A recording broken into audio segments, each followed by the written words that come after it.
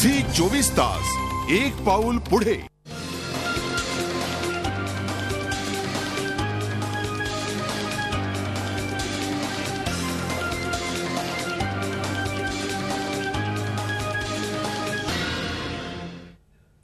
ब्रेकनंतर स्वागत. मोबाईल शिक्षणाच्या क्षेत्रात कसा फायद्याचा ठरू शकतो या संदर्भात टाटा टेलिसर्व्हिसेसचे चीफ ऑपरेटिंग ऑफिसर अंजन पाटोळे यांच्याशी चर्चा केली आमचे प्रतिनिधी देवेंद्र कोल्हटकर यांनी. मोबाईलचा पहिला कॉल झाला त्याला 40 वर्ष पूर्ण झाली आहेत. आज मोबाईल प्रत्येकाच्या आयुष्यातला अविभाज्य घटक झालाय. मात्र मोबाईल आणि शैक्षणिक क्षेत्र याची आपण कशी सांगड घालू शकतो, शैक्षणिक क्षेत्रामध्ये मोबाईलचा वापर आपण कसा करू शकतो या संदर्भात आपण बोलणार आहोत. आपल्या सोबत आहेत टाटा टेलिसर्व्हिसेसचे चीफ ऑपरेटिंग ऑफिसर अंजन पाटोळे सर. सर, एकंदरीतच शिक्षण क्षेत्रामध्ये कशा पद्धतीने या सगळ्या मोबाईलचा आपण वापर सध्या सुरू आहे? शिक्षण क्षेत्रामध्ये मोबाईलचा खूपच मोठा हात राहिला आहे आत्तापर्यंत. मोबाईलमुळे बऱ्याचशा प्रगती झालेल्या आहेत. जसे आपण एज्युकेशन क्लासेस म्हणतो, एज्युकेशन क्लासेस आज ब्रॉडबँडद्वारा सहज शक्य आहे. त्याला आपल्याला फक्त ब्रॉडबँड कनेक्टिव्हिटीची गरज आहे. जर ती ब्रॉडबँड कनेक्टिव्हिटी कुठल्याही ठिकाणी असेल, गावागावात सुद्धा असेल, तर तिथे पण शक्य आहे. म्हणजे अगदी लाईव्ह एज्युकेशन आपण मुलांपर्यंत पोहोचवू शकतो. सर, जसं तुम्ही सांगितलं की आता सध्या असा मोबाईलचा वापर सुरू आहे एज्युकेशन सेक्टरमध्ये, इथून पुढं कसा अपेक्षित आहे, काय व्हायला पाहिजे एकंदरीतच?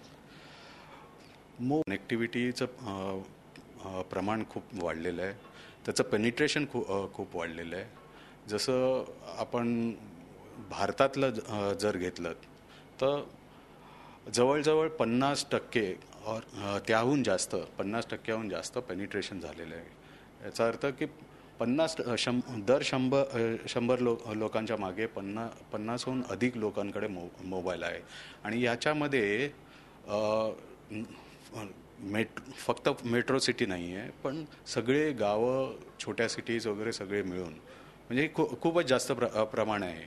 आणि ते म्हणजे एवढं कधी अपेक्षित नव्हतं, तेवढं मोबाईलचं पेनिट्रेशन वाढलेलं आहे. आता मुंबईसारख्या ठिकाणी घ्या, तर आता तिथे 100% नाही आहे, तिथे 160% पेनिट्रेशन आहे. तर हे प्रमाण जेवढं वाढत जाईल, म्हणजे मुंबई शहरातच नाही, मुंबईच्या बाहेर पण जसं हे प्रमाण वाढत जाईल तेवढा त्याचा जास्त प्रसार होईल. त्याच्यामुळे जास्त लोकांचं रीच वाढेल आणि त्यांना ॲक्सेसिबिलिटी त्याच्यामुळे वाढेल.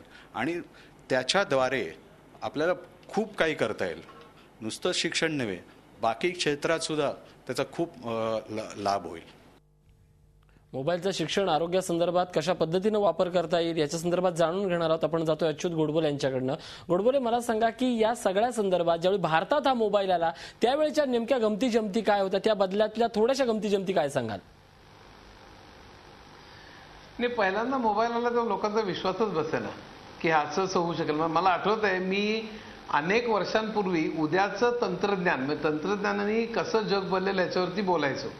आणि त्यावेळेला मी सांगितलं होतं, मला वाटतं 20-25 वर्ष झाली असतील, आणि त्यावेळेला मी सांगायचो इनफॅक्ट अर्ली 80s किंवा मिड 80s मध्ये की उद्याच्या जगात असा एक उपकरण असेल की ज्यांनी तुम्ही बोलू शकाल. आणि ते 1983 सालीच, 73 साली ते आलं होतं, पण 83 साली बऱ्याच त्यातल्या सुधारणा झालेल्या होत्या.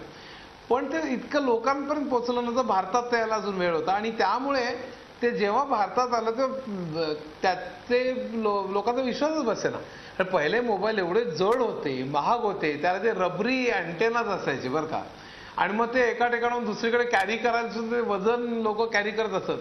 आणि त्यावेळेला ते अगदी भयंकर प्रतिष्ठेचं लक्षण मानलं जातं. आज सुद्धा ते प्रतिष्ठेचं लक्षण आहे वेगवेगळ्या ब्रँडसाठी, की माझा किती पातळ आहे, माझा किती मोठा आकार, किती कलर्स आहेत, आणि त्यात काय गेम्स आहेत वगैरे. पण त्या काळामध्ये मोबाईल कॅरी करणं म्हणजे भयंकर अगदी, कारण इतर लोकांकडे नसायचे मोबाईल, ते महाग होते, जड होते.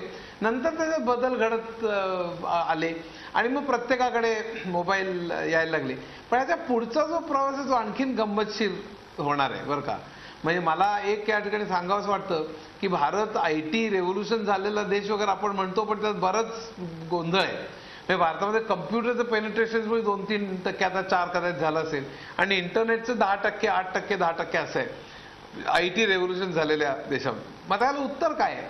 तर माझ्या मते मोबाईल हे त्याला चांगल्या तऱ्हेने उत्तर आपण देऊ शकतो. याचं कारण असं की मोबाईल आणि कम्प्युटर आणि टेलिव्हिजन हे सगळ्यात एकत्र होत आहे. ज्याला आपण टेक्नॉलॉजी कॉन्व्हर्जन्स असं म्हणतो, तो सध्या अतिशय वेगाने चालू आहे. म्हणजे काही दिवसांनी, इनफॅक्ट आत्ताच आपल्याला माहिती आहे की मोबाईलवरती आपण टेलिव्हिजन बघू शकतो, मोबाईलवरती कम्प्युटिंग करू शकतो, वर्ड प्रोसेसिंग करू शकतो, गणितं करू शकतो, आकडेमोड करू शकतो, मोबाईलवरती आपण स्प्रेडशीट बघू शकतो, सगळं मोबाईलवरती आपण करू शकतो.